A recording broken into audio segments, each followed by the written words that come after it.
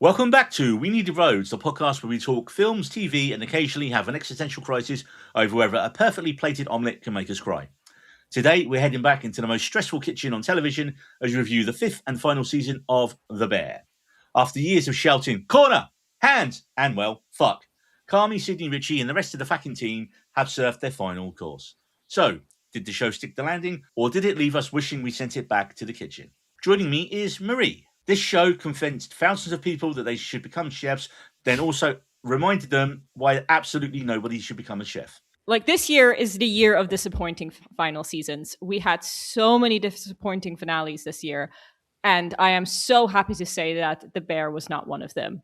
Like, this was a breath of fresh air. Because it was like parallel, because you were rooting for the Bear, the restaurant, to succeed, but you were also rooting for the show to succeed and stick the landing. It was like two, and obviously the two have to happen for it to be a satisfying ending. I mean, it's really funny because the two of us are like the last ones standing here. Like, all of our other two co-hosts have completely lost interest. Yeah, I don't even think David's ever been on one. I think Ben, and you and Jose were on the first one. No, not the first one. I wasn't even part of the podcast then. I was jealously listening on and pausing every time you guys made a good point. I still remember, Neil, you had like a long rant about the donuts, and I'm like, yes, the donuts! There's a time and a place. So it must have been me and David on the first one. I think Ben was on there as well. And Ben. Then, wow. The second one involved a very long debate with you guys about Taylor Swift. Again, I was not on that one. So it's the third season you came in. Yeah. The third season. I think that's when I finally... With Jose. It was you, me, and Jose for free. Came in. And then 4 was just you and me. Yeah. And our parents. But, not... Our parents who, again, left me some feedback. My dad was just like, no, you can watch it without me. It's fine. Yeah. My dad, again, said too much talking, too much emotion. That's, again, his... review. I don't think he's finished the season yet. Well, we should probably start the podcast. Cue the music.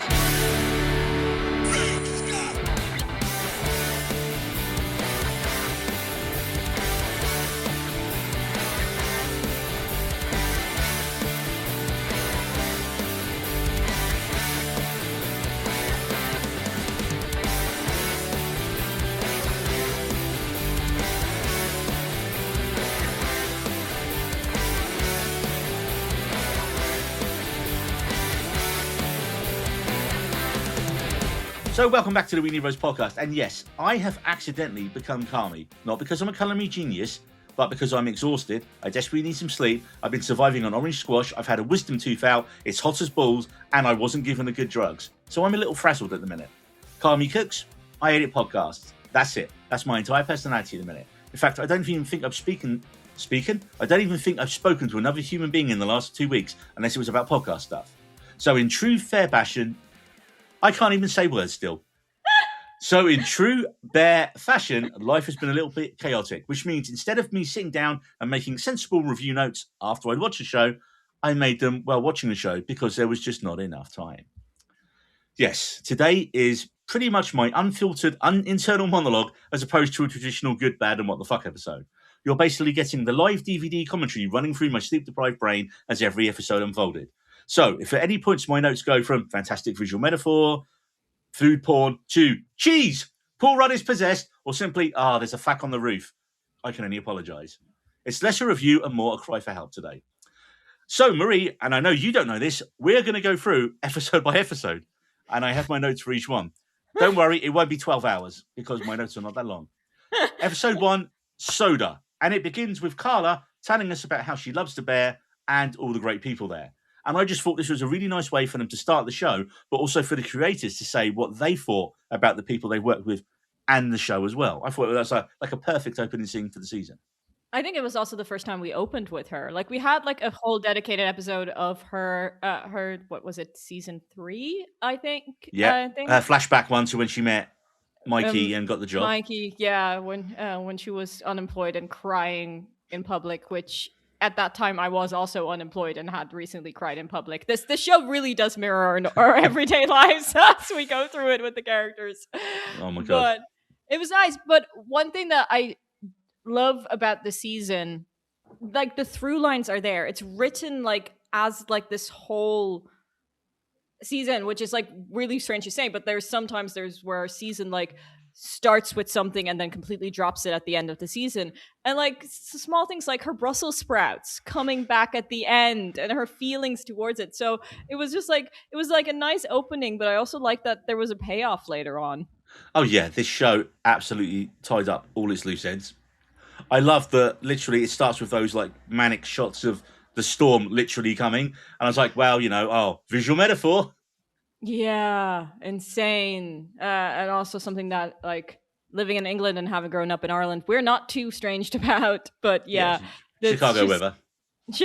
Chicago weather, Irish weather, UK weather. So yeah, and it also just made the setting like like it like raised the stakes, like having that pouring rain It brought the constantly. tension back to it, didn't It it? Where brought the people tension. complained about the slower pace in seasons 3 and 4, and then boom, episode 1, it was like I back to old bear. Yeah, and I also I said this to you. I don't remember the soundtrack being that hard in previous seasons. I think they like brought like this like challenger style techno beat that they had going throughout the entire season. I don't remember it standing out No, that much in previous, and that also just upped the tension. And when we were just like, oh, we're just jumping right in, and it's like it's the day after the parachute runs out, so it's the like it's the like I mean because the we bear, debated this back and forth, didn't we? He said, yeah, "What's the like time frame going to be? Is there going to be a time jump? Is it going to be the next day?" It was the next and day. you know how I feel about time jumps. I hate it, but on the flip side, I love it when it's the next day. I love it like when the no time has passed and we're like, okay, shit's about to get real. Even really, yeah. Now, and the one thing I loved in this was we saw Richie doing the 5 things you can touch, see, smell, and all that to calm down. And like when I was having issues with stress like a few years back, I literally got told that all that stuff, and this is what you need to do. And it does work. It like because it makes you slow your brain down, and you'd be like boom, boom, boom, boom. And I was like, oh, it's so well written to have that bit of like self help in the show given to that character. And then of course, this is the bit that kind of threw me a little bit. And then you see him doing that, and then he gets in a car crash. But did you see the spin-off episode they did in between seasons? Gary, No, I did you not. forgot. I Yeah. completely forgot about it. Well, it's And weirdly, it's not under the bear when you search for it. no, It's it's just not. under That's why, Gary. because I remember you vaguely saying something about it, and Hmm. I was like, and then when I went into Disney Plus, I was like, did I miss something? Like, I remember you Nope. Season mentioning that there 4, was last episode. Season exactly 5. dedicated episode. I was just like, and there was not even in the suggested files. I was just like, huh, maybe it was like the YouTube like short on YouTube or something. Like maybe and then like it only started playing once season 4 finished. But at that Yeah. time, it was Okay. like 2 a.m. for me, and I was just like, no, no, no, I need to go to bed, and I haven't gone back to it yet. Yeah, it was basically just it was written by Richie and Mikey, so Edmund Boss Back and Bracken and Joel. They wrote it because I forget as well, they're best mates in real life. So they like that's why he was in the early seasons of The Punisher as a baddie. That's why they were always in each other's stuff all the time. It's just a two-hander with them going to what they think is like some kind of drug delivery, and it's just for some like kitchen parts that Jimmy wants him to pick up or something. As it goes, you can see, and it's a day or it's around the time just before Richie's missus gives birth, and he's like, "I need to be back before. I need to be back by 5." And as it goes on, they both just get more and more drunk and like every substance under the sun and get more and more fucked up. And then Mikey is a real prick to him. And then it cuts back to him in the car in the present right before that car crash, just thinking about it. And that's when the car hits. And the car hits at the end of that episode. So if you'd watched that one, you're like, oh my God, what's going to happen at the start of season 1? Richie was in a car crash. And then so that was like the background to that. But it didn't really go anywhere because he gets out of it, walks in, he's like, oh yeah, I was in a bit of car crash. It's fine. And just boom, it's behind us and we move on. Yeah, but I tell you, like that would have been before you changed up the format for this episode without telling me. That would have been one of my what the fucks because let me tell you the gasp that escaped me when that happened. I mean, because the show, like like season 1, you were like sitting on the edge of your seat. You were like, what the fuck's gonna go wrong? And then over these seasons, it's kind of subverted your expectations where you're like, shit's gonna go wrong, shit's gonna go wrong.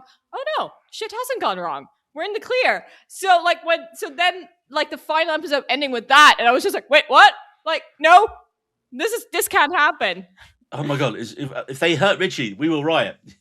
But I also do like that he kind of just walks it off because he's like, I've got more important shit to deal with. And I love that as a storytelling element where like it's such a trope of genre TV, and they're like, we're gonna do this fake cliffhanger where you're like, oh no, and then it doesn't matter, we walk it off. That's not important. Yes, he's in a car crash. He's fine. Let's move it on. I loved the first Luca and Marcus scene as well, where they're talking about McGriddle and how McDonald should get a Michelin star. That cracks me up. I love how we've realised absolutely how fucked Uncle Jimmy is, and Rich is like, we just keep going, and then we've got new and improved Carmy there to help Sid with whatever she wants. And of course, this is the season where we have Sid restarting the clock, and I thought, oh, that's very. And then my note literally says, Marie, Luca is leaving. Of course, at this point, I didn't realise the whole season was going to be pretty much real time, and I was like, what are you going to do if he's not in after this episode? But you were fine. You had all the things. And then, well, of course, I mean, you already not spoiled it because I'm not going to pull a Jose here, but you did tell me that he's on in every single episode before I started it. So, I mean, that was a giant motivation for me to watch it because... Oh, that's probably why I did then. I'm sure it was. Because I was just like, yep, one of my husbands is in every single episode, so I'm happy. And then, of course, we get the first little bit of Ibrahim's idea. Will he save the bear? Which is what you and me called. We was like, yeah, it's definitely, that's going to be the way out of it. We weren't quite sure exactly how, but the beef is basically going to save the bear, is what he said. Then I've just got all in capitals, facts, and then possess Paul Rudd. Facts again. Like, before we get to the facts, I do want to touch upon like the McGriddle scene because again, some people would have thought that was completely pointless. But the whole idea is that they're heading towards a franchise. And even like Carmy was just like, was it very busy? Did you wait long? And they were like, nah, they were well oiled the machine. And I was just like thinking, because like I had that feeling. I was thinking, okay, yeah, this is a solution. I'm like, oh, that's clever. Again, clever writing. I like that. Like, because like maybe it was a little bit product placement for McDonald's. I doubt that. Yeah, I don't think they got anything from it. But I thought that was funny because they're like, that's another way how they're introducing the franchise elements. Not a lot of time to dwell on that because the facts rain chaos on that. Okay, like this, I mean, I don't think I had like anything really underneath the bad, but except for this, if your pipes start making funny noises, you turn the water off. That's like one-on-one. Like even I know how to do that. Like the second your pipe makes weird noises, you turn the water off. That's just the basics. But wasn't it? Yeah, but it was just so that other brother Fack, whose name I've forgotten, just to keep getting like sewage and water in. Although, yeah, that was the point. That can't just be all dirty water in some of those pipes. There's sewage in some of those pipes, surely, because everything was exploding everywhere. It was like the scene from the end of Poltergeist with like coffins and skeletons flinging everywhere, but in a restaurant. I was like, there's no way they'd be able to clean that mess up that quickly. Is word shuffle, but that is a very minor pernickety bad. That brings us on to episode 2, Lamb, which is basically after the flood. And again, beautiful shot to start, the water trickling away, like the chances of the bear being able to stay open are trickling away from them. You know, it's all the visual metaphors are so well done in this show. And at this point, you're like, guys, just throw in the towel. Your basement is flooded. Like, well, because you always need something to like smash the status quo, and it's a storm in this one. Yeah. You're like, okay, everything's fucked in terms of the building and not the people this time. So where it was an internal struggle before, now it's an external factors that are they're gonna be fine about. And I love Sid realizing that everyone is looking to her. Like Sid is like, she's like, it just kind of dawns on her because again, like you say, the day before it was Carmy running things, and now boom, day after she's got to do with it. And it was kind of weird for me to not see Carmy in charge, but like this kind of episode as well, like you say about plot threads, Marcus asking Richie for a seat for his dad, which pays off later. The sommelier sweeps, you see him looking for work. My note here, sustainable riches tax candle credits. I love that yeah, I thought like Marie's gonna like that. I also like thought to myself like, yep, sustainable solutions. I like that. Introduce that to the restaurant. It's probably not gonna make a dent in anything, but yeah, good for the planet. It's what I was thinking. But also nice that Richie's like researching these things and trying to figure things out. Like he would have like in season 1 just said like, fuck it, we're not changing anything. We're doing like this, like there's no point in like persuading. He would probably be saying something anti-government. He would have launched a flaming candle at someone. Yeah. And then I just got one word with a few exclamation points. The introduction of Cheese, who is a new character. And then, which we'll get into a bit with her later, because I've in one of the other WhatsApp groups, someone suggested that actually they think her role might have been what Rob Reiner's might have been for the final season. If, unfortunately, what happened hadn't happened. So she was kind of a proxy for that by some people's theories. Then, there's a few little things that made me think we might get an Edward Norton cameo, which I was completely wrong on. But there is a 25th Hour poster up, which is one of his. It's like a Spike Lee's film after 9. It's set after 9/11. I think it was one of the first films set after 9/11 in New York, and it's got nothing at all to do with that. I think it's just literally about. I can't remember. I haven't seen it in years. But it's Edward Norton as a low-level criminal who's basically got his last night of freedom before he's got to turn himself in and go to jail the next day. So I was like, oh, I wonder. I was really thinking way too much into it. And then there's a Primal Fear cap that Sid's wearing in the next episode. I was like, Primal Fear, 25th Hour. These are Edward Norton films. Are we getting an Edward Norton film? Or are they just fans of his and friends and they put a reference in? It was probably just that. I love that Cheese tells them the place and even the very ground the building on is fucked. I just love that. Yeah. And of course, in this one as well, Abby Elliott, again, she's so good in such a short amount of time. But every scene you're watching her, and yeah, she is like the give her all the awards actress, because you just see the scene and you're going, that's like an awards clip I'm watching her in. Except it's almost every one of her scenes in the show. And again, she does so well with so little. Every character does. Every character just maximizes their screen time. You're watching it and going, there is no wasted time in this season. Every character's moment is there for something that's going to lead on to more development and to an ultimate end game. So it was just so done. And yeah, something that made me laugh. Carmy being supportive, just absolutely freaking Sydney out. Like you're just throwing her off her game. Yeah. And this was kind of like one of the big ones. I loved that the flashbacks to the chaos of the earlier seasons when it's all kind of kicking off, and Sid just taking that moment in the chaos, and she establishes right there she's not going to be someone who yells. She's going to be calm to get a point across, to be like the anti-Carmy. And then, of course, you've got you opened a portal to hell. Okay, Neil Fack. And then a little side project. Well, actually, this was a kind of little side quest that did actually really go nowhere. Air rights. Yeah. So I actually know about this. I don't know if you ever saw the movie Burlesque. I did not know. With Christina Aguilera and Cher. It's a really crappy movie musical, but it's one of the ones that I absolutely love. Anyway, that's that's how they solve the conflict of that movie, where like they like have like a really crappy burlesque club that they're trying to save, and they save it by selling the air rights. So I'm just like, when they said air rights, I was just like, they're pulling a burlesque. Like literally, I would be amazed if anyone else has made the connection between Burlesque and The Bear season 5. Please let us know. Wow, air rights. So yeah, moving on to episode 3, Mince. This is when I kind of rumbled. I was like, this whole series is going to be this one night. That was rather genius. Because it like kept the momentum going, and also like it kind of also just shows the reality of the restaurant industry, where it is like usually dependent on like how well you do on that one night, and then you do it the same the next day. So I thought that was like brilliant, and also like a very good way to finish the final season. It could have gone horribly wrong. This is one of the weird like gaps in your TV history that you don't share with me. But the fact that you've never seen How I Met Your Mother is always a bit strange to me. But basically, the final season of How I Met Your Mother was that, where they were like the final hours leading to Barney and Robin's wedding, and it was absolute dog shite. It was so bad.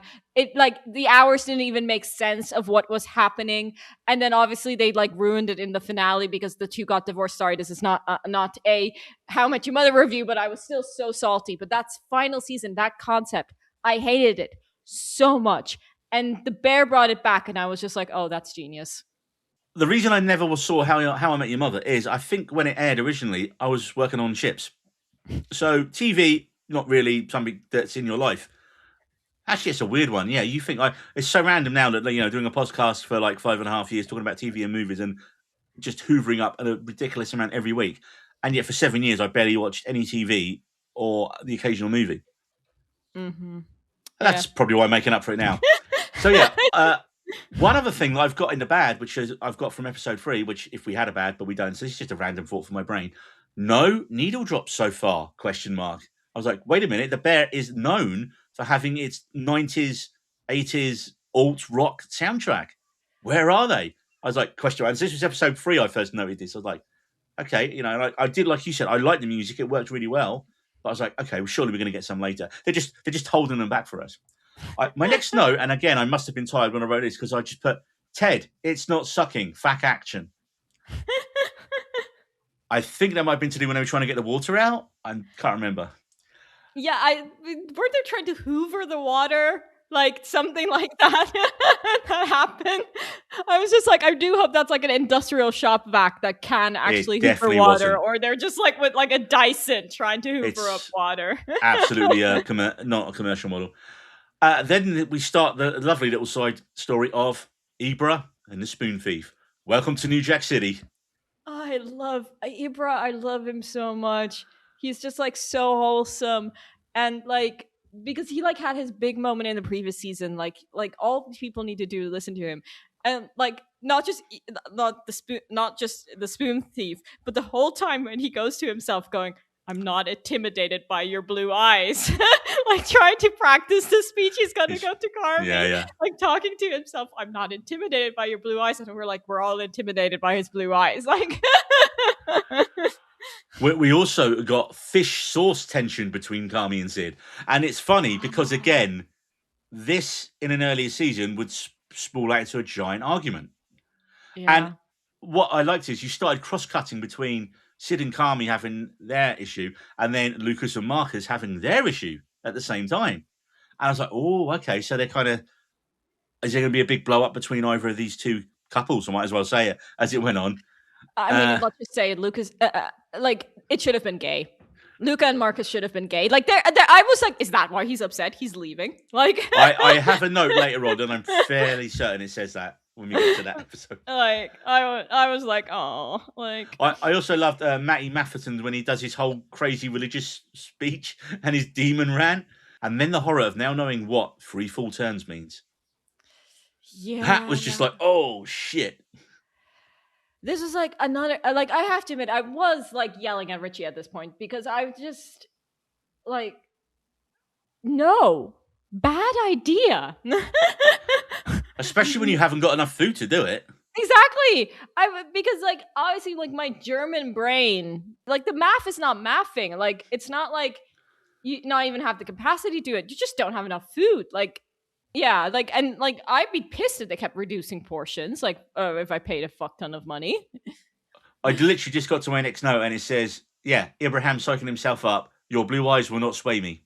Amidst all the tension, Sydney let the cat out of the bag about Carmy quitting to everyone. Oh yeah, bad move. And then my next moment literally says, no, Abraham, because he storms out. I was like, he was just about to like pitch to Carmy. He was just about to save the day.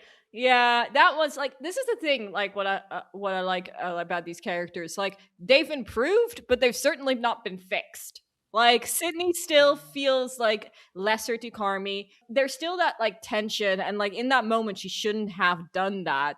I was like came from like a moment of frustration and anger, because the thing is, like with Carmy, like he is just so good at everything. Like when it comes to the kitchen, he just except has, life. like, except for life, exactly. But when it comes to like cooking, like as we said, the fish sauce thing, where he just like instantly knows. Or another one where what I'm not sure if this was in this episode, when she turns on the stove and he has his back to the stove and he just went, that's too hot. Like that he could hear the stove, yeah, and he could tell that it was too hot. Like he is a master at his craft. And like I know they're like saying like eventually Sydney will surpass him.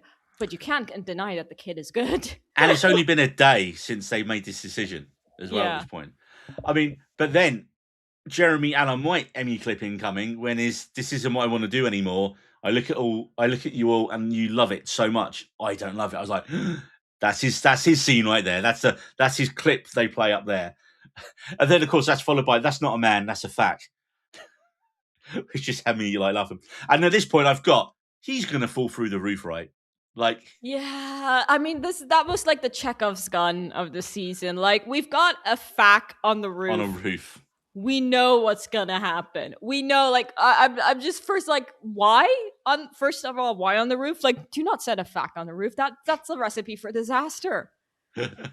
But just before that happens, we have Tina have her scene with Carmy, and again the way she says it, Jeffrey, I do not have the capacity for goodbyes now. And I love that she still calls him Jeffrey, like in the 5th season, because she didn't know what she thought they were saying Jeff and not Chef in the 1st season. And the second then, and I just love the evolution of Carmy and Sid's relationship again at this point, where they're back on the same page. Whereas in the previous season, that would have spun out of control and it would have gone on for episodes and episodes and it would have, got bigger. And they kind of, okay, let's move on. We need to concentrate on this. And then the second she began her big speech, I was like, Ted's coming through the ceiling. And also, I just checked how long was left in the episode. And I was like, Ted's definitely coming through the ceiling. And that's how it's going to end. Yeah. That's when I sent you a message like, of course, a fact fell through the ceiling. Like, we just knew that was going to happen. Again. As you said, you don't put a fact on the ceiling. This brings us to the midway point of the season, episode 4, Ribs. And at this point, he's like, yep, the whole season is definitely going to be One Night in a Storm. Richie and Carmy in the rain, Richie giving Carmy these truth bombs. But again, it's a great conversation that, again, shows the evolution of their relationship. And that does reference the Gary episode because he goes, I was sitting in the car and I was thinking about Mikey, which was that episode. We come back to air rights again. But then one thing that made me laugh as well, the weird way Ted eats the apple from Luca. It's like, who eats an apple that way? He's like almost like taking it off his hand. I mean, I'm assuming that's what you would do if Will Poulter offered you food in that way, but not Ted Fack. Surprisingly, a fact about me, I don't like being fed. So even if it's Will Poulter, I was just taking it away from him. No. That's like one of my icks. I don't like being fed. And then, of course, we get back to the point established in the previous episode, Richie having to cancel 15 reservations. And I love the montage of him outside in the rain, because every time he's speaking to someone, oh, you've flown in from so-and-so. Oh, it's this big celebration. And you see him feeding back, and they don't have to convey it with dialogue, but it immediately feeds back to his time training when they're saying this is so special for that person. And he's like, every person who's coming here on this night is special. I can't cancel anyone. Like I said, we had the air rights. Jimmy losing it at the permits office was hilarious. It was so funny. Again, just with the editing, like the chaos of what's happening at the Bear, to them just like cutting to this like quiet, stood there, permits office, talking to like all government employees, like trying to like basically pushed himself through the glass to try and figure things out. It was like superb editing. Like I've said this before, I love this like juxtaposition editing style where like something happens and then something else happens that's completely opposite to contradict the moment. It's brilliant. From this episode, I also have that lovely scene between Tina and Sid where she goes, "I'm your Jeff." I was like, and you think how much these two hated each other in season 1. Yeah. And where we are now. It's just so nice. It is so nice that they like they have each other's back. And yeah, when you're just thinking of them, like, yeah, like what, like having an argument over mashed potatoes in season 1 and them just like being in each other's face. And it's like, and it's just like, oh, it's so sweet. I'm not sure if it's this a moment, but like Sydney saying like, no matter like where we end up, if we end up closing the Bear, I'm taking you're coming with me. Yeah. Like, you're my CDC. Oh, that was just so sweet. And then, of course, we had the little subplot in that episode as well of sad Fack in the toilet. Which, again, just sad Fack. We'll be pimps together. That was the line. Say it like you mean it. We'll still be pimps. And, of course, again, we get another Abby Elliott brilliant little scene where she's just, you're watching this going, why isn't she in more stuff in like big films? Because she's so good, like so good. especially when you think she came from a stand-up comedy background, was on SNL over like quite a few years. And then we get, for the first time maybe this season, a moment of peace while they eat. And you have that nice little kind of shot around the table. And then we have a bit of lamb tuna food porn before we move into Richie's speech. And it's so great because, again, you can see it's not going well. And he's trying to recite all this stuff he's learned and that he thinks he should say. And then he's like, fuck it. And he just talks from the heart and it works. Mm-hmm. And it's a fuck rant that then becomes a celebration of the Bernazzo family as the best restaurant. They've got nothing left to lose. And this is also Richie's Emmy moment, I think. This is Eben Boss Bacharach's moment. And I love the change to the old beef shirts as well. That was like, just, yes, to go an old school to do it. But it said birth, didn't it? It does. The original birth of Chicago. Which I didn't notice in this episode. I noticed it in a later one. And no, I didn't. Exactly. I thought that was like when they're like suiting up and they're wearing like the original t-shirts, and because like all of their other stuff got ruined by the flood. I was just like, oh, that's nice. Like callback. And then I was like, wait, hang on. These are the misspelled ones that Richie mistakenly ordered. I was just like, again, brilliant callback. I so want one of those shirts. I'm sure you can buy them. And this is like towards the end of episode 4, I was like, okay, this is definitely going to be a one-night season. As we mentioned a bit of the time frame earlier, this also reminded me of, because obviously when The Bear first came out, the same year you had the British film Boiling Point with Stephen Graham, which was a real-time 90-minute film taking place over a chaotic restaurant in one night. And it's always a bit up in the air with what came first, The Bear or the Boiling Point, because they were both in development at the same time and both came out at the same year. And yet, The Bear, it did do the one-er episode in season 1, didn't it? I think it was like a 27-minute one shot, boom. But this compressed the time frame to one day, and that's kind of what Boiling Point did as well. I mean, Boiling Point was real time on the one night, but then they did a Boiling Point TV series spin-off, and I think, if I remember rightly, each episode was like that one night as well. Having a story that unfolds over the course of just one night is literally one of my favourite genres, like Dazed and Confused, Before Sunset, basically a lot of Richard Linklater films. Clerks, it's all happening, because I just love After Hours is obviously the great one from Scorsese. And I feel like when there's an event, when you're watching all these events happen to a character over the course of a shortened time, you're just getting a peek into the world. And when it's done well, it's better than 10 hours of not a lot really happening that we don't care about in a lot of dramas and shows that are out there these days.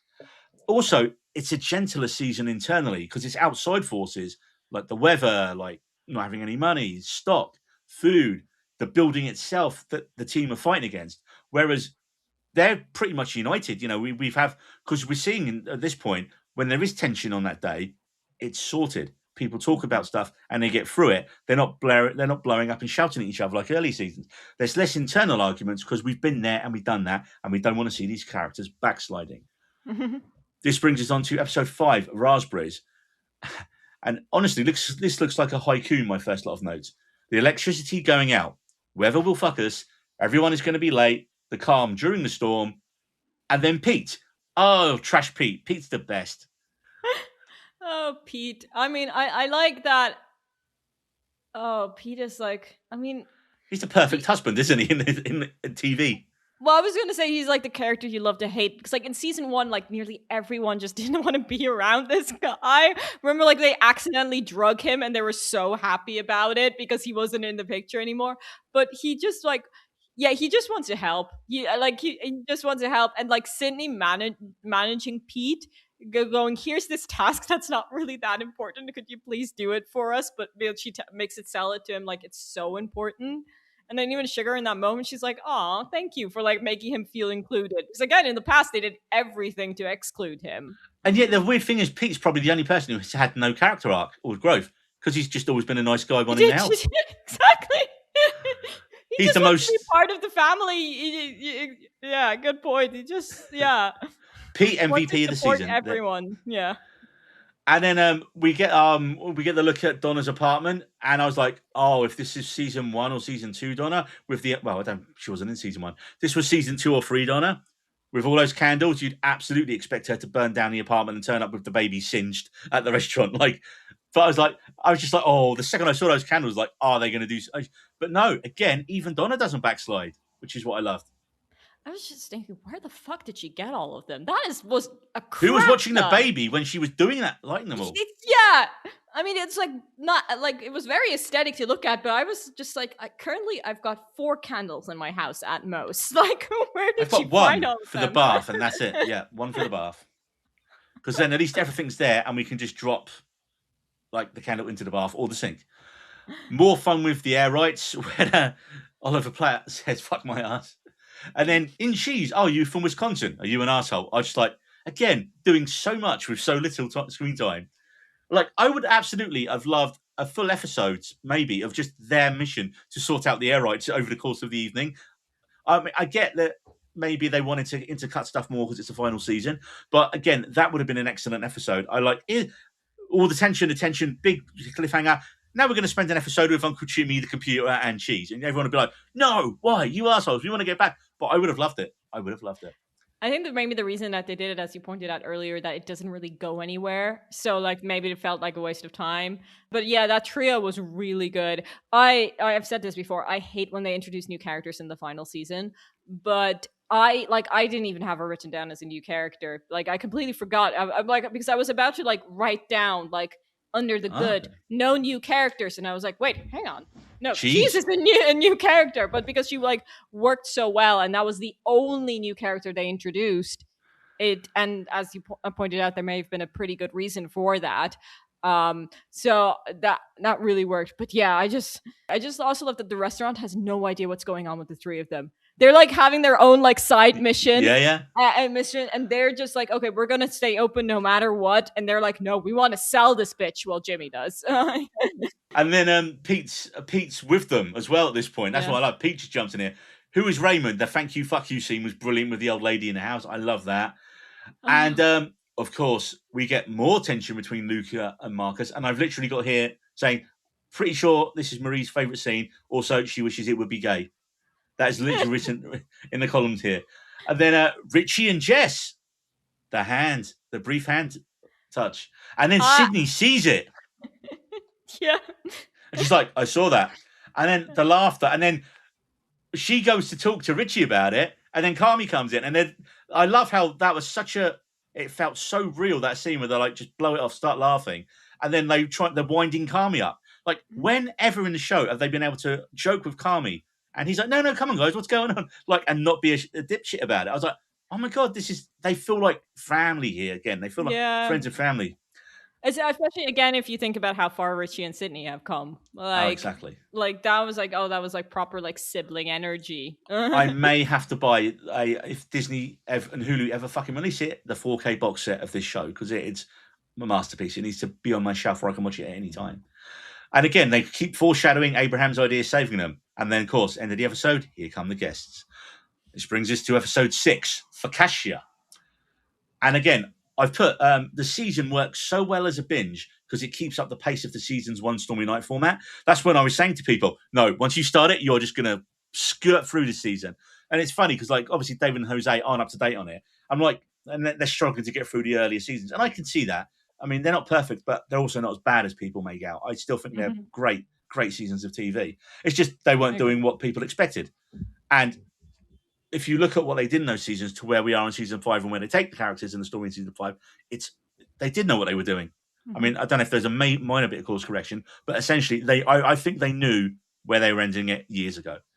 But yeah, episode 6, you have the most polite argument ever seen between Richie and Sid at the start, when they're like talking in hushed tones and they're like, and everyone's there. And I just, Richie knowing Dr. Cahill was a throwback to his training. Because again, in that, he was going around making sure he knew everyone's name.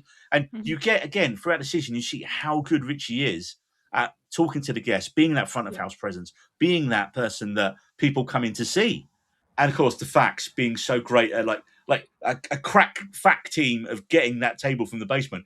And just how everyone is firing on all cylinders to try and make this insanity work. Yeah.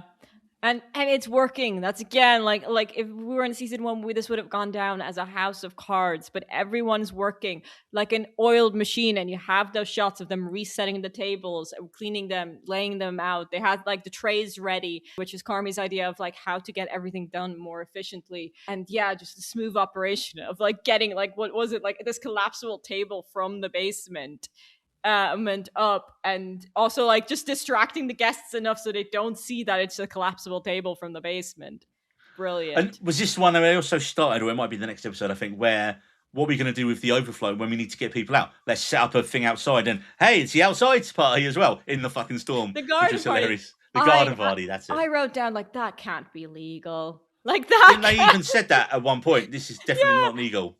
I know, maybe like I had like a bit of a problem with that plot point, just because like the inside was like fine dining luxury experience, where like the outside was like tailgating, like backyard yard cocaine fueled madness. And I'm like, those like people who come to like a fine dining experience might be a little bit put off by that, or they've already got the very good cocaine, I'd imagine. Yeah, maybe I mean, it's unfortunate. Like, I'm not in that what is it, money bracket, like not at all. My next note is Pete and Sugar outside for a quickie in the rain. Yeah, good old Pete. But again, like you, I think this was like the first time that we actually like saw like a moment of proper affection between them. Like I like. Well, it's like you mentioned from the previous one where he comes in, says, "What would you mean to do?" And like you said, she's like, which is why he gets laid about an hour later. Yeah, but also like I mean, like obviously like she gets pregnant after season 1, so like they're doing the deed, but it's just like he's always been like a background character, and like everyone like throughout the entire season, it's always been like, why the fuck did you marry that guy? Like everyone like had that thought. Because Pete is the best. Yeah, sometimes nice guys to win. Also, I love that Jess is being interrogated by Sydney about Richie, and is like, is there a vibe? Was there a vibe? And like, I love that Jess doesn't know. She's like, sometimes there is, sometimes there isn't. I was like, yes, they're just breadcrumbing it enough for us. Carmy, the horror of Carmy having to talk to the guests when they bring the guests into the kitchen because they haven't got the tables. So they've paid for this really expensive experience, and they just stood there, and then he's getting them to make napkins. I loved it. You know what it reminded me of? It reminded me of from that scene of The Menu. Yes. When like Ralph Fiennes makes Nicholas Hoult cook, because he's like pretending to be like this like foodie but doesn't know how to cook at all. And like that one guy, what was it called, the Mitchells or something like that, where he's like pretending like he knows how to like he's been like in another life he could have been a chef, and he gets so into it while the other three are in the background just drinking their own wine. But again, I like great problem solving on Carmi's front. He's like, we need to get this shit done, dude, can you do this? And when he was like, yes chef, he's like, no, don't say that. No, don't say it. Yeah, I just loved it. And again, that was like a little in joke, wasn't it? Like all the people who keep saying it now, they said, do you know how many people who are training in cooking say yes chef all the time now, refer to everyone chef, because of the fucking bear? Richie didn't cancel anyone. And then Cheese finds Abraham's plan, literally just finds a folder. We all know it's going, so they don't have to worry about it. After being accused for being the spoon thief, let's not forget the very important plot point that's running throughout the season. Spoon thief, yes. And then, of course, the franchise idea. And, this is where I made my note as well about Rob Reiner and the bit where he has the phone call with his character. Obviously, did you know the last line, what he says when he says to Rob Reiner, he goes, as you wish. Do you know where that line is from? The Princess Bride. As you wish is like the famous line from The Princess Bride. And they worked it in as a lovely tribute to Reiner when it's supposed to be him on the phone. Oh, my God, Marie. I mean, I'm not saying you are thrown off the podcast, but it's definitely a yellow card. Hey, World Cup's on, football's around. It's Spoon thief. Call Trump. Yeah, get it overturned. Lucas and Marcus fight, or get gay. No, they just fought, Marie. Sadly for you. Oh, the sexual tension is there. I am telling you. But we couldn't have ended the show without having like a big blow up. So it was nice. But I also love that like Richie wasn't part of it, and he just came in like, wait, what did I miss? And of course, then you get probably the first and only scene of the season between Marcus and Sydney. Because again, in the early seasons, they was like, oh, they were trying to maybe go somewhere with that, and then just nope, drop it. Mm-hmm. And then of course they get that great line, doesn't it? Was it Sydney says, "Look, the secretary of the Dead Mums Club cannot act this way." Yeah. I was like, it's another great line. And yeah, that was just a lovely scene because again, I think it is their only scene the whole season. However, I had one minor bad here. I was like, I'm sorry, I know they need to slow the pace a little bit, but there is no way on that night Sid could step out for that long. I did think that because things like not just Sid and Marcus and Luca, who are like the whole reason this whole operation is going. I did think that because I was like, nothing's happening in the kitchen. Like you guys are overbooked. Like running on fumes. Exactly. Like no, I agree with you. I had that exact thought where I was just like, you can't stop. And of course, it made me laugh that I realised this show does have a trope. The alleyway of deep conversations. Whenever you need a heart-to-heart scene between two characters, it takes place in the alleyway next to the restaurant. Famed from such other shows as The Creek of Emotion and Dawson's Creek, or The Beach of Sadness from the OC. Whenever anyone needs like those situations, I was like, it is that like that's of course they're all lovely picturesque locations. Here it's a pissing down alley, smelly alley outside a restaurant.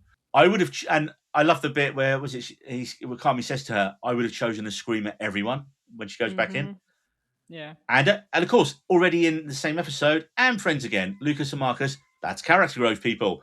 We need to get over our shit as quickly as possible. We blow up, boom, blow off the steam, go back in and get back on with it. And that's how people should work in real life. This brings us on to episode 7, Caramel.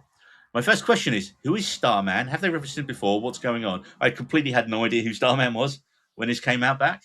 Did you have any inkling at this point?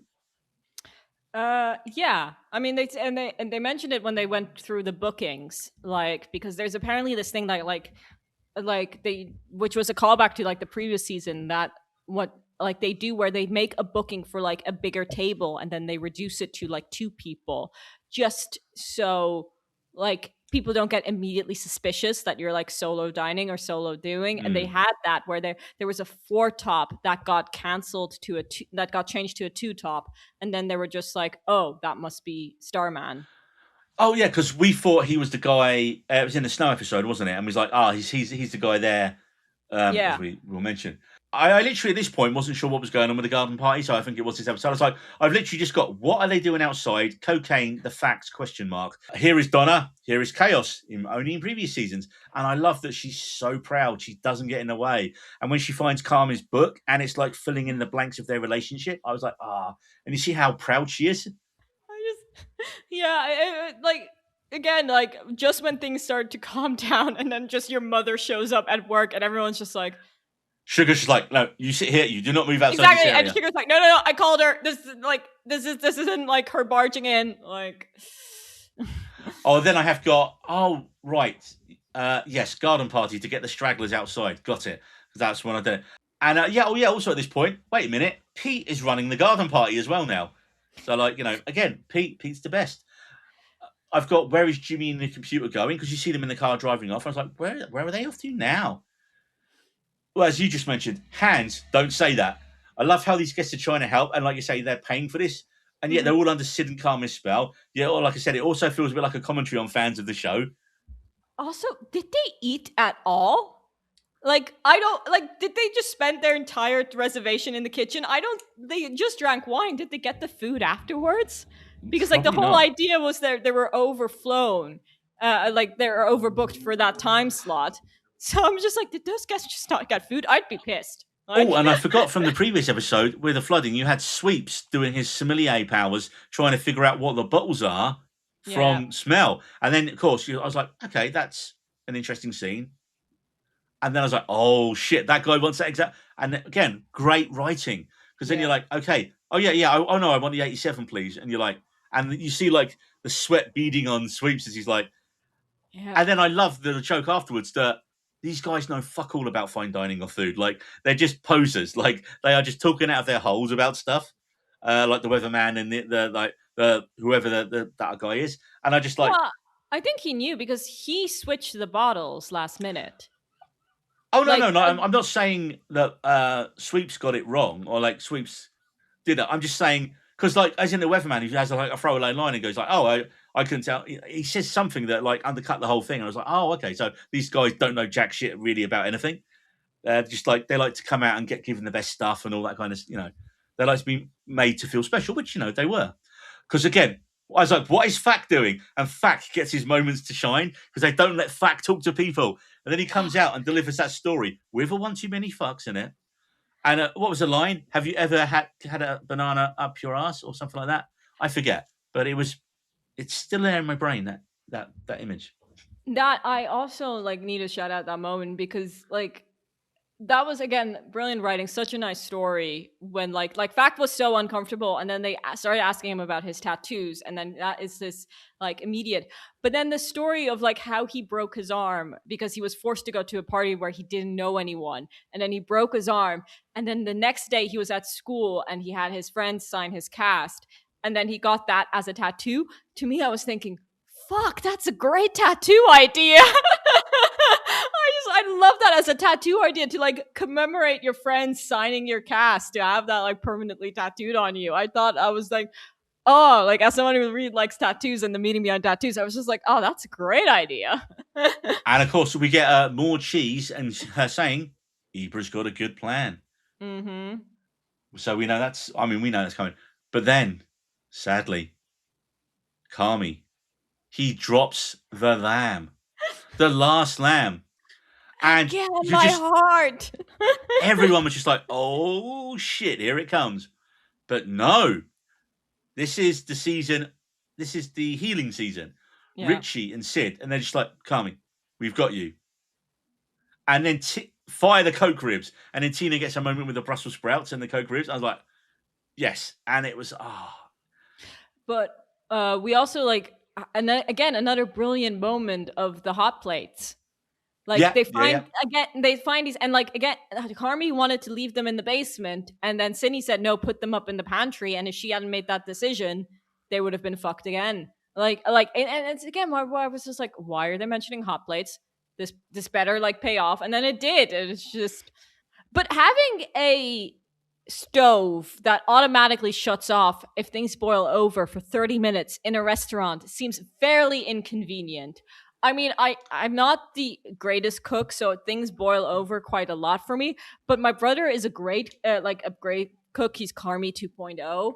And for him, things boil over all the time as well. So I think that's like a risky situation to have in a kitchen.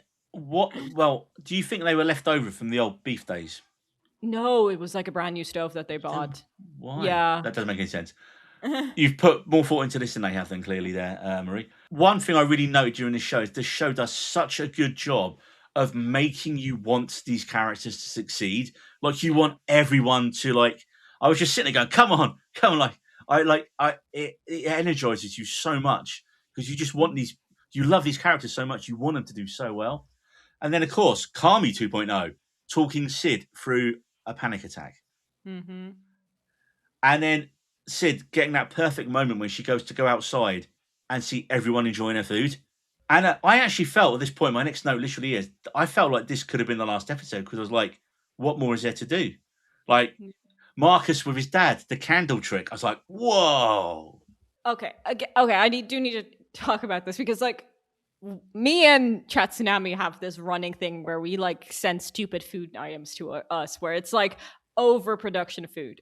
And again, like they mentioned the candle in like episode 1, and then you have the camera focusing on these candles throughout the season. And I was like, did they ever mention what's up with the candle? What's up with the candle dessert? And then them cutting off the candle in half, and the fact that like the caramel was on the table this entire time, and then pouring it over the dessert. Yes, but then again, like it's a bit of a waste of the candle. You can't reuse it. Unless they remelt the wax. I don't know. I just thought for when it comes to efficiency and sustainability, it did not make a lot of sense to me. Kami comes up with the egg batter idea, isn't it? For the siphon. Okay, this was one of those moments where art almost mimicked reality, because I've said a few times that Kami reminds me a lot about my brother. My brother's girlfriend got him one of those siphons for like his birthday last year, and my brother has been like pushing the limits out of this thing. He's like made like pancakes with it. He's made like all sorts of fancy foams and everything like that. So when he makes the brioche, I'm just like, oh, if my brother sees this season, he's gonna try and make that. He's so gonna try and make that. He's gonna try and make brioche in a siphon, because like that's like my brother's baby. He's like, he loves this thing so much. So when like the siphon came up, I was just like, oh, that's such a Laszlo thing to do. But what I noticed at this point was the pace started slowing down a little bit. They'd got over the hump of the chaos, and it was just like, last remaining desserts now. And of course, how many eggs we got? We got 2. Richie chucks the egg. And the looks of everyone, and it's like, what's it, Sydney? Is it Sydney? My only note just says, I'm gonna kill Richie. Yeah. It's again, you needed to end the shift with a little bit of chaos. I love it where he's just like, oh, I just need 1. Good thing we've got 2, and then he breaks the first one, and then again, no yelling, just like that moment where like everyone bursts out laughing, and he's like, just hand me the second egg. And at this point, I mentioned today, like, I love the score. Like, the score is amazing in it. It should be up for all the score awards. But I did miss the needle drops. But at this point, I was just like, we're not going to get any. Or we're going to get 1 to end the show. Like, there'll be some perfect classic alt rock song that they're going to use to like end off the whole thing. Mm-hmm. And then they've done it. The rain stopped. They've made it through the night. It's been a success. Everyone's friends. And as they walked outside, they all pour into the alley. And I was like, Jesus Christ, does everyone smoke? It's the stress, man. It's the stress. But again, brilliant through line throughout the thing. Like, smoking has always been like an issue throughout the season. Like, it's the whole reason they failed the health and safety inspection in season 1, because Carmy left the cigarettes out in the storm. And this season, the cigarettes clogged the drain, which causes it to explode on a fac. So it's just, again, like Ted. Little things. I remember his name. It's Ted Fac. Ted. No, he's a fac. He's not a person. He's a fact. But yeah, just again, the moment, like that breath air, like the, like knowing that they did it. I have to say, what these episodes have done, they made me feel really guilty as a restaurant goer, because like the few times that I have experienced, like done like the fine dining thing, I don't know how my family manages. It doesn't matter if we're the first reservation of the night or the last reservation of the night, we're always there past closing. Like when we leave the kitchen, like, because like the restaurant that we like to go through is like an open concept, so like the kitchen is packed up, like everything's like cleaned up, and I'm just like, oh fuck. And we do it every single time, like and it's not like a regular thing, we do this once a year, but somehow we always manage to stay past closing, and this like made me feel so guilty about that. I have got my one. Well, not, I wouldn't say fine. Probably like the craziest meal I've had. Apologies, people, if you want to skip forward a couple of minutes. This is going to be a restaurant story and nowhere connected to the bear. And just like that, we're leaving you on a cliffhanger before we get to the final episode, which I think kind of works. And you're like, no, I don't care. I'm going to skip forward a few minutes. That's absolutely fine. So when I was working on ships, we were in a shipyard in Italy, and we had to always they started doing blackout tests. So we had to get off the ship and just find somewhere to go. And I think it was the first week we were there. So it was only like heads of department. So for our department, it was like 34 people. And there was just me, the manager, the 2 assistants, and a couple of head office people. And they like, oh yeah, they've brought out a load of new ships over the years. They know where to go in this little Italian town in Monfalcone. And there's a restaurant, and I can't remember the name of it. It's this old French-Canadian guy and his Italian wife, and they are the only 2 people who work there. They don't have a menu. Yeah, those are the best one. No menu is the best one. No menu. We walked past one night, and he's just sitting outside having a glass of wine. So we asked about it, and he's like, no, booking. How many of you are there? And we was like, 6. He goes, yeah, come by tomorrow night. Tonight's my birthday. And one of the assistant managers, fucking on it. Oh, that's great. What are you drinking? That. Goes round and buys a bottle of that wine and brings it back to him. He goes, there you go, happy birthday. We'll see you tomorrow night. I was like, that's a classy move. That was like a superb move. We go in. There are you can maybe sit 12 people. Like there's 1 table for 6, 2 tables for 4. How they make any money, I do not know. And it was like a fish dish, steak, and his special. That was it. 3 things on the menu. Wild boar tortellini. Ooh, which I'd never had before in my life. They're out of the 6 of us, 5 of us will have the special. What do you recommend? The special. We'll all have the special. Whatever you say, we will eat. Like our manager, who shall remain nameless, she goes, I have the steak. And he's like, I will mention I cook my steak rare because cooking it any other way is an insult. And everyone's like laughing. Yeah, sure. Steak comes out. We're loving our tortellini. Steak comes out. It is a bit bloody. It's rare. It's like he said. The manager, I can't eat this. Can I get it cooked? The look of horror on his wife's face, the Italian lady, she just takes it. You hear it get slammed down. You hear him shout something in French or Italian. We're not sure. And she comes out and just looks at us like that. And like she just walks out and gives us a look of, oh, dear. And then it comes out 5 minutes later, barbecued to shit in a dog bowl. And it's just chucked on the thing in front of her. And he walks back in the kitchen. Shit. Well, I mean, I don't even think she apologized. I think she just paid up and got out. And we were just like, guys, really sorry. So that's my crazy restaurant experience in Italy. Our manager ruined it for everyone. We never went back. There's always that one person. At least head office paid for it, though. It was on a company credit card, which was nice. Nice, so you didn't waste. But yeah, there's always that one person right here just like, no. When you go to a place like that, when you it's just like eat what you're told. Exactly. You get what you get. You eat what you're in front of me. And for someone who hates making decisions, I love those kinds of experiences.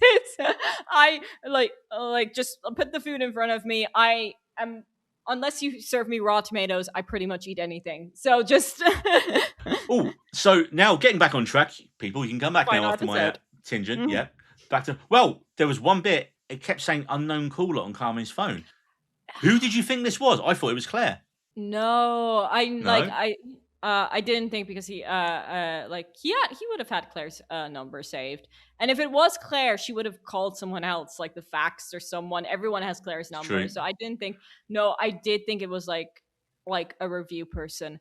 I thought like it was either gonna be like what it was, like a review, or it was gonna be like someone offering Carmi a job somewhere else. Like I thought, but it like not like a cooking job, like something else, like a management job or something like that, because they're like, well, wasn't one of our predictions like he was going to teach or train, so he hasn't got the pressure of service. That's why I thought like this was like, or like, oh, you did such a good job starting like a restaurant from nothing. Could you do that for us?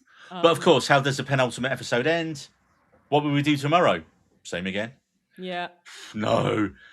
Episode 8, the finale, the epilogue, as it were, to the series. The original beef of Chicagoland. Of course, we start with Ebra. Ebra, the savior of the restaurant, in the park, practicing his pitch again, going on about his blue eyes. Your blue eyes will not sway me. Richie going to Japan. And right at this point, I was like, Richie has never flown before, and he is scared of flying. I called that straight away. Like the second he was like, he wasn't immediately like gung-ho about it. You have Carmi explain that nice scene where Carmi explains to Uncle Jimmy why he has to leave. At one point I was like, are we going to get a One Sinclair cameo at all? Like, maybe later. Sweet. And then you get Sweeps turning down another job because he's like, no, I'm all in with these guys now. I was just like, can we get Richie and Jess together now? Question mark. And then, yes, Richie's panic attack. He does the touch, see thing again. And honestly, the thing about flying, I literally had a panic attack before I was supposed to fly once. So bad that I literally didn't get on that plane and quit that job. Mm-hmm. Like, obviously, I'm guessing other stuff was going on. It wasn't just a plane. But also, because I associate with that, I have not flown ever since then in 12 years. I think part of it was I had a flight from Hong Kong to Los Angeles once. And like the little Chinese lady next to me kept grabbing my arm and she was scared shitless.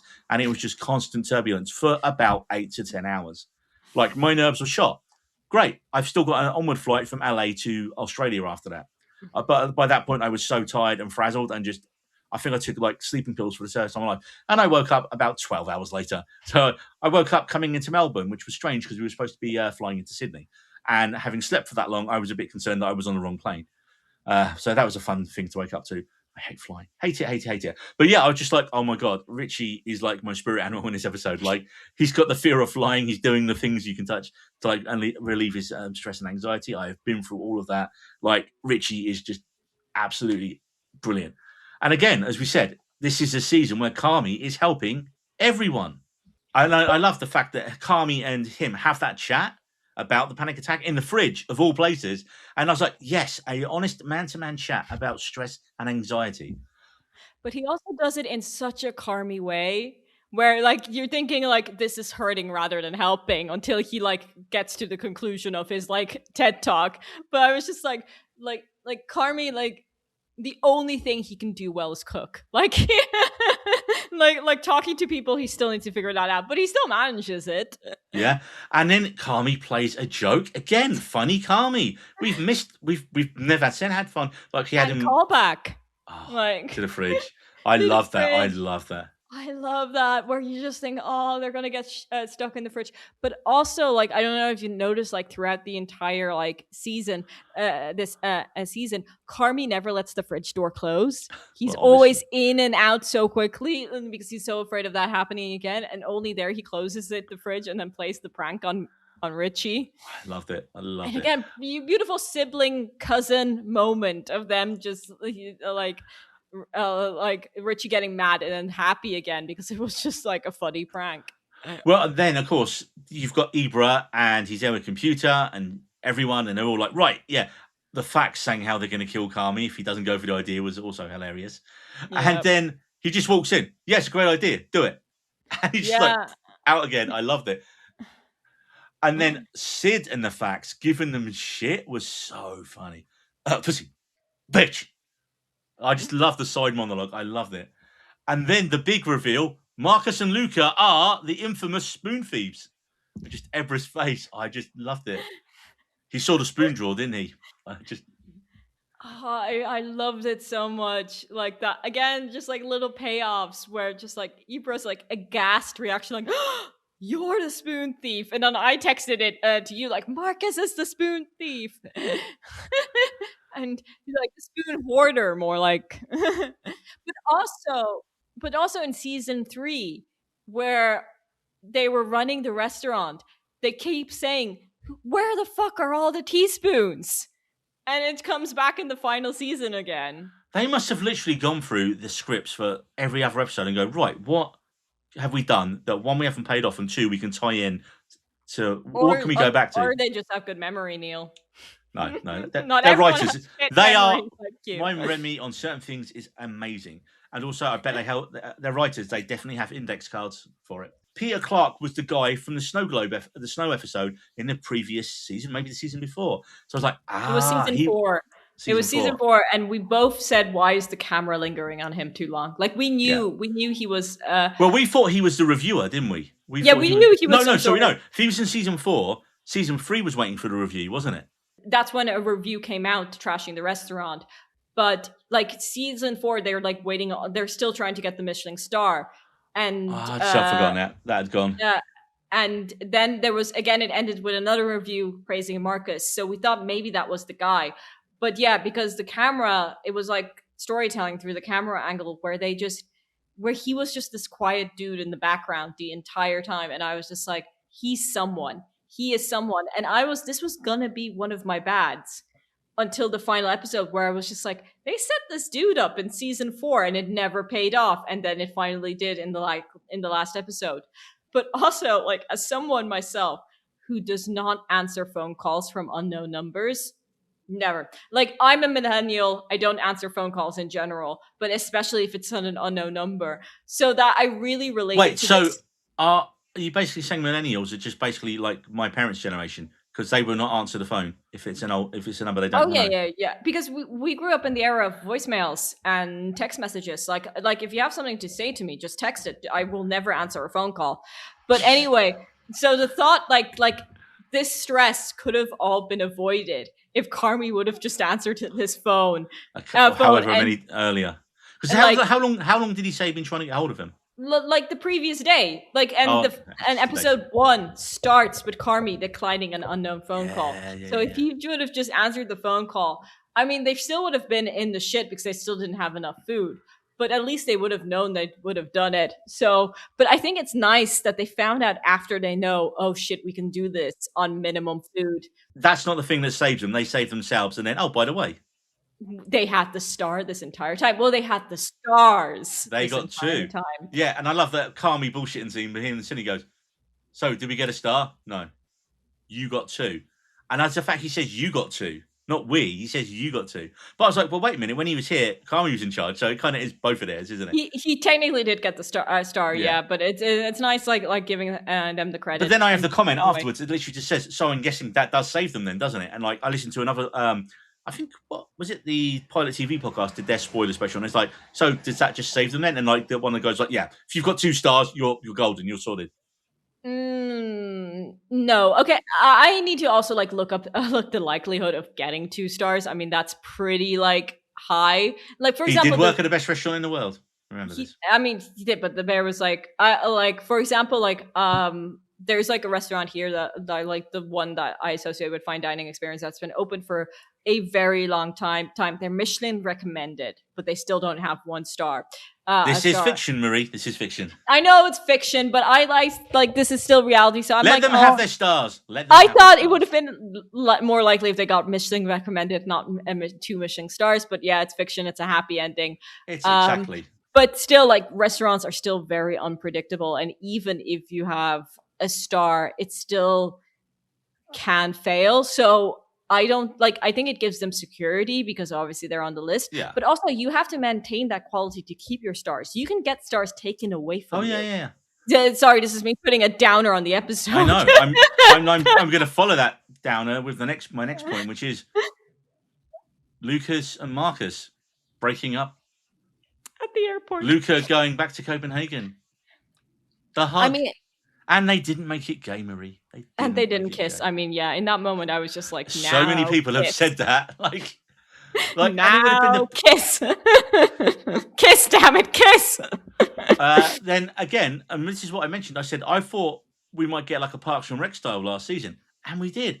We go through every character's ending here. We get Pete and Sugar. Carla gets a nice scene with her husband. Of course, her husband played by David Zayas, her real life husband. Io doing her sick impersonation of Sir Derek Jacobi, which I just... Because you forget when you're watching The Bear that she's a comedian. Like, she's known for comedy roles outside of The Bear. And then Stevie, we got John Mulaney pops up out of nowhere. And I was like, right, what is he helping Kami with? Is he pitching a book? Is he pitching his story? Is the story going to be The Bear, which is what we wondered? That's what I thought. I would have been disappointed if that was it, because I hate... this is such a cliche, but I hate so much where the resolution of a story is, well, the story was in this book the entire time. Like, I wrote the book. So you hate Lord of the Rings? And The Hobbit? No. Right. No, I don't. Moving on. But I think, I don't know. It's just like... Well, don't worry about it, because it wasn't... It's not ending. Where they went. It's not where they went. It's not where they went. But if it's done well... It's not cheesy. If it's done well, but I do think it's become like a cop-out where like okay, I have a good example. Gilmore Girls, where it was Never watched it. the revival. They brought back the characters for 4 episode shit revival. It was absolutely awful, and then it ended with the main character writing the story, The Gilmore Girls. I hate that so much. I hate it so much for that show. But for that show, where it pays off is Jane the Virgin. They did that pretty good. Okay. I don't know if you ever seen that show. That show is fucking amazing. I think I think that was also when at Ship Time. We find out what Kami's going for, because like Kami goes in to this place. He's in a suit. He's going for some job interview of some kind. We have no idea what he's going for. He's like, part of me was rambling thinking, on like a therapy. Yeah. He's rambling on like a complete Isn't he weirdo. Like checking himself into something? Like, but I was like, who wears a suit to therapy? But yeah. And then we find out he wants to intern at an architectural firm. This is my what the fuck. This is a what the fuck. It's like, he has never mentioned anything about. Well, I suppose his drawings and his books that he's done, but really. Yeah, it would have been like more like. I think the teaching route would have been better. A teaching, or if he would have gone completely because it's utilising something he's very good at, or but if not he with the pressure. Became like an illustrator, because they did focus time on his drawings, and he's like And I was thinking, oh shit, those are actually pretty impressive drawings. So if you like became like an illustrator, like drawing children's books or something like that, that would have been really funny as well. Like swearing Carmy illustrating children's books. I actually thought that was probably the weakest scene in the whole episode because I was like, one, what is going on? Two, that's the reveal. No, that's not good enough. I agree with you. Maybe because they thought it was so out of the blue and he is trying. Like you did have like the very nice scene with him and Sydney previously where she's like, do you even have a CV? Like, do you know how to apply for jobs? Like, Do you know like, how to world properly? exactly. And he's just like, nope, never had to do this in my life, which was really good. And then like, that was a Also, weird choice. I have to admit with you. we used to have an architect in our office. I do not think their jobs are like very stress free compared to restaurants. They are still very No. stressful. Yeah, no. My cousin's an architect. Actually, I know I've got two architects in my family, so I know like it's it's also dealing with a lot of people who you have no idea what they're talking about. So I feel like Carmi would And find people that who probably stressful. don't know what they're talking about as well. Yeah. So this brings us on to the final scene, and it's Richie's daughter's birthday. And of course, everyone is back for the montage. And we do get our Claire sighting, we get our Bob Odenkirk sighting, we have that lovely scene with Sid and Richie, and we get Richie on the plane, and we see Jess is with him. I love that their whole relationship is literally based off hands. Like, it's literally, it's like a subtle touch, then it's another touch, and then it's literally hand on hand as they're going to Japan. Yep. That's like I think one of my major like goods of of the entire show. No romance. Yeah, No or rom- if there this is, isn't it's done subtly like that. it's subtly or it's like it's already established like sugar, but like I think when I do love that they reference it. I think when Sydney was introduced in season 1, everyone thought she would be her love interest for Carmi, and I do love Yeah, where what was the everyone line? are they together. There were rumors, There are theories. there There are are theories theories. and rumors, and I love that because I was just That's like it. It's Donna and Pete. It's Donna Pete. and Peter. Yeah, I just love that so much because like you know how I feel about pointless romances, and this show didn't need romance. It didn't. Do you know what you could have done? As you mentioned that, you told me you literally at the airport with Luca and Margaret. You could have had them kiss, and they could have had a whole relationship that you didn't know about because we didn't see that part of their life. Yeah. Sorry, what I mean is I'm so happy that they didn't have romance. They didn't have straight romance. Let's just clarify. I'm so happy they didn't have straight romance. They could have had gay romance. Everything needs gay romance. Straight, But in this boring. show, stop being straightist, Marie. But in this show, none of the relationships, except for Carmen's one with Claire, happen on screen. It's all pretty much Yeah. off screen, isn't it? It's all behind the scenes. It's we are here to see these people work and deal with shit at work, and then their lives go on outside of that mainly. And so that's what I say. Like with Marcus and Luca, they could have easily had them be that, and us not know. And then it's just at the airport, and I was like, oh shit. I mean, that would have been the cherry on top for you in the episode, I'm imagining. I think my brain would have exploded. Or Or it's like, if they, come to or- Copenhagen with me. or even if it's just them like waking up in like In Copenhagen. together, like like just them like not like after a one night stand, just them living their lives. So we're moving on. We're pretty much near the end now. There's a few little things to clean up, like the tables and chairs in the restaurant. I do have a couple of bads. They didn't show the reaction from anyone when they got their stars, which would have been nice. Yes, I wanted to see Richie's reaction. Richie, completely everyone's agree. reaction, Tina's reaction. Tina's reaction. I completely agree with you. I had the exact same thought. Where I was thinking, did they actually tell them, or were they just making them slave away for like, oh no, you need to work so we can get that star. And also, okay, so no needle drops. I was expecting at least one song for the end. I think that was a minor mistake. There should have been one song at the very end to sum it all up. Or even the last episode, because that music and the way it worked well for the tension building for that night, for the first 7 episodes. But I was still holding out hope because, again, how they picked the music for the bear is so good. Like, for me, I love all the music in it. And I just wanted that last. But do you know what it might be?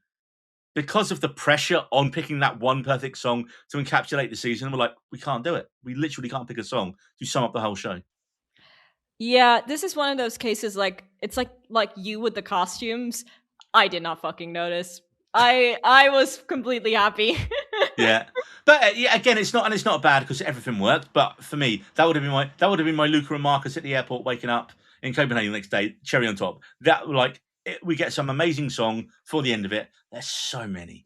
I mean, a classic Pearl Jam song probably would have worked. Release by Pearl Jam would have been perfect in terms of it's like a slower song, but it would have worked perfectly. And again, the lyrics really tie into, oh shit, that is perfect. Actually, sometimes I think that should be my job, picking music for stuff. They may have just run out of money. They could have run out of money for things. So yeah, last thing, one of the things I wanted to say was, yeah, this show, it landed the finale. We mentioned this briefly at the start.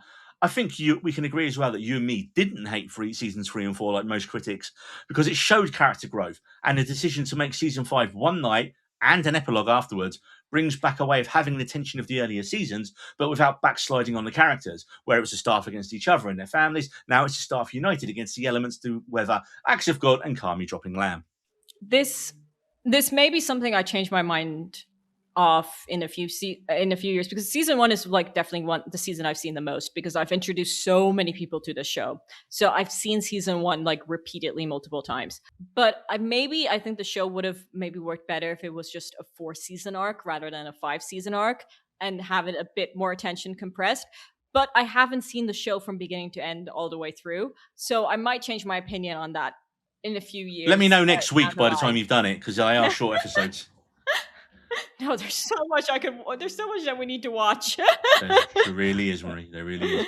So before we go, when we wrapped up our season 4 episode, we both threw out a bunch of predictions for how the story would end. Some were sensible, some were emotional, some were wildly optimistic, but mostly we absolutely fucking nailed it. I listened back to our episode and I wrote down what we said. And our season 5 predictions were, Marie, you said the characters would continue on their healing trajectory. I also agreed with you there, and I said no backsliding on the characters, because we don't want to see them go through shit. They've been through it. They're out the other end now. It needs to be some other kind of antagonistic force. You said the other beef windows will play a major role and they will save the restaurant, as did I. You said as well, it's time for the final season, because when we reviewed season 4, we didn't know whether season 5 was the final season, and it was. And as you are, it definitely needed to be. I said Sydney would get the Michelin star. Kind of, they got 2. And technically it was both of theirs, but you know, we said they get the stars. You said it would end with Kami finding happiness somewhere else. Kind of. I mean, just not. He's kind of happier because he's not in the restaurant business anymore. So I think Kami's not the kind of character who's going to be happy though. He needs to do something else, and yeah. Well, and he hopefully will now. That was terrible and rambling. I predicted as well that the whole season would be a countdown to Kami's last day, and again, kind of right, because it was his last day at the Bear. So yeah, kind of got that right. And I also said I wanted it to be a goodbye season like Parks and Rec. And that last episode was exactly that. You went through every character, and this is what they're going to do now, pretty much. Everyone got their storylines wrapped up. And that's service. 5 seasons later, the Bear has finally closed the kitchen. Whether you loved every minute of it, or you thought it disappeared up its own beautifully lit backside, it's very hard to deny it's been one of the defining TV shows, I think, of the last decade. It's somehow made panic attacks cinematic, family dinners more stressful than horror films, and convinced an entire generation that saying yes, chef could solve almost any problem. It doesn't. I tried it. All it did was startle Marie. Well, I'd like to thank Chef Marie. Where can people find you online? You can find me under the handle Life on Mars. That is TikTok, Instagram. My brain's gone blank. Where am I also? Twitter. TikTok, Instagram, Twitter. And Substack. And if you want more We Need Roads nonsense, you can find us, well, everywhere. We're on Twitter at Needed Roads, Instagram at We Needed Roads, and TikTok at We Need Roads Podcast. And you can follow me personally at Neil_Gregory78 on Instagram and Threads, where our last episode on Widow's Bay is blowing up massively at the minute. Also, I think that 19 Emmy nominations probably helped it. We Needed Roads is available on all major podcast platforms. We'd love it if you subscribe to us on YouTube and gave us a follow on Spotify and our Substacks. Go wild, people! And you can also see the full video episodes as well as hear us as well. Drop us a comment and let us know what you thought of the Bears' final season. Did you agree with us that it stuck the landing, or had you checked out at season 3 like some of our co-hosts? I would say if you've struggled with the most recent seasons, catch up now, because season 5 is peak TV. It's, for me, in the current climate of extreme expectation and disappointment of series finales, The Bears is a perfect ending to the show and the characters whose journeys that we've all come to love over the years. Until next time, to break patterns, you need to break patterns. We Needed Roads.